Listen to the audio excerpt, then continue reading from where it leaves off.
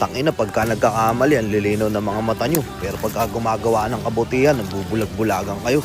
Real talk lang naman eh. Kaya minsan, nakakapagod na lang gumawa ng kabutihan sa mundo eh. Kasi minsan, yung mga kabutihan ginagawa natin, dinidisregard lang din naman ng mga tao. Kumbaga, mas gutom na gutom silang abangan yung mga pagkakamaling nagawa mo eh. Kaya diba ikaw, napagod ka na lang din. Tapos masasaktan ka, kikimkimin mo lang din naman. Gusto mo mag-open up, isi-share mo yung sama ng loob mo, pero minsan tatawanan ka lang din naman ng mga tao.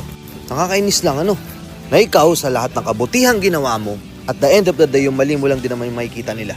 Alam ko, hindi naman sa nagbibilang ka ng kabutihan mong ginawa. Pero ikaw mismo naiinis ka, di ba? Minsan pa nga lalabas na lang sa bibig mo na, tangina, mali ko lang yung nakita nyo.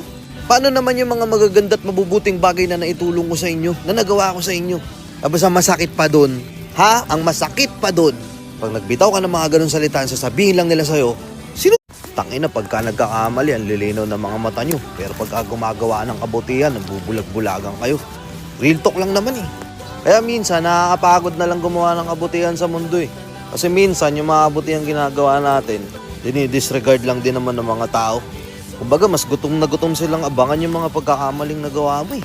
Kaya diba ikaw, napagod ka na lang din.